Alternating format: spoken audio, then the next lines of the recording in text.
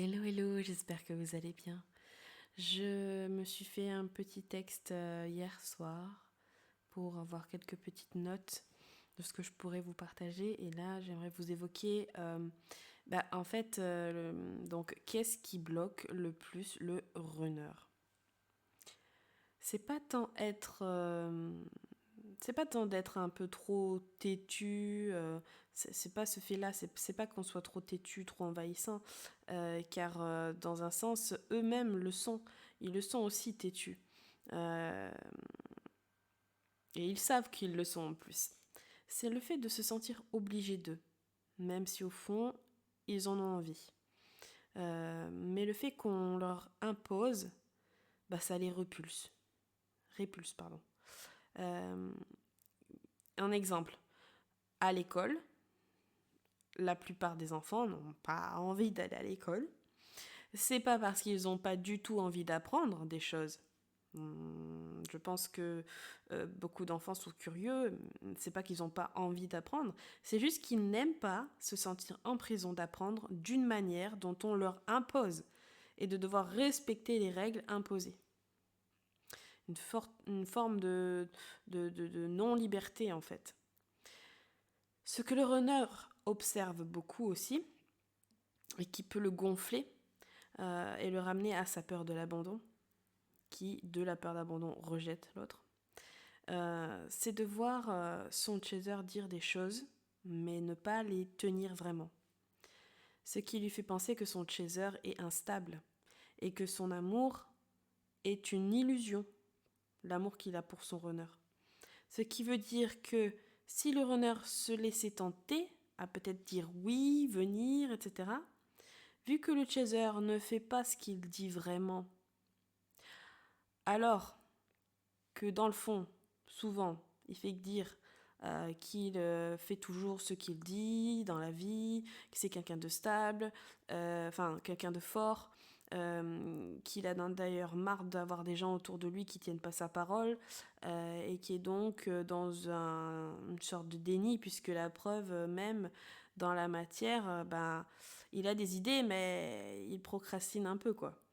Donc, il a l'impression que s'il dit oui, s'il va vers son chaser, vu qu'il a l'impression que son chaser est dans l'illusion d'un amour, en fait, il va le laisser tomber au moindre clash ou regard d'une facette négative ou désagréable de lui-même. Donc, en fait, il sent cette instabilité. En fait, en lui montrant qu'on est instable sur des choses de la vie, ça lui montre qu'en fait, on tiendrait pas notre parole sur l'amour qu'on lui porte. Donc, euh,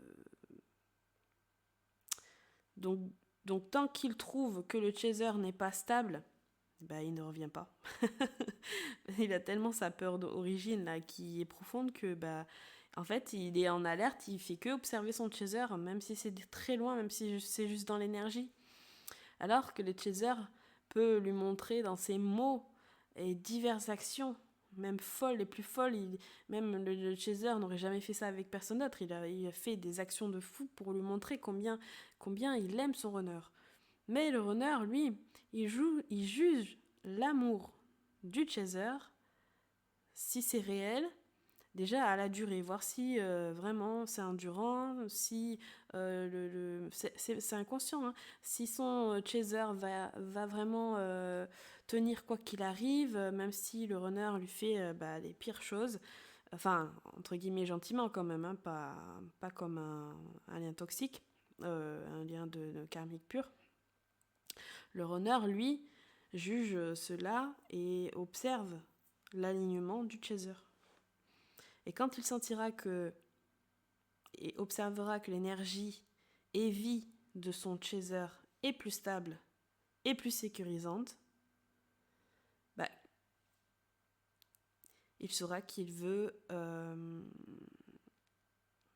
et en fait que le chaser saura ce qu'il veut et qu'il veut mettre en place vraiment sans douter de lui et ne lâchera rien, alors il sentira qu'il peut lui faire confiance.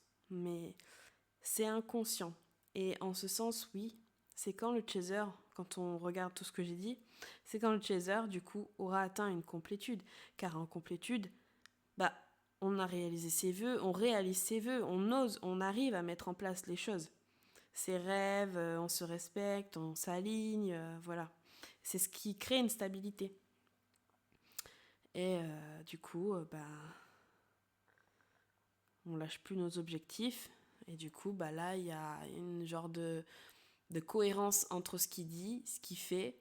Et si en plus de ça, il montre que il tient toujours à son runner et que en fait, il n'a jamais changé sa version depuis le début. Il a toujours aimé.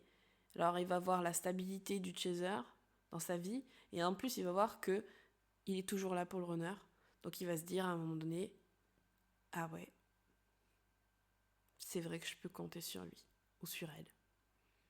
Je crois que c'est vraiment cet amour-là. Je crois que c'est vraiment elle ou lui.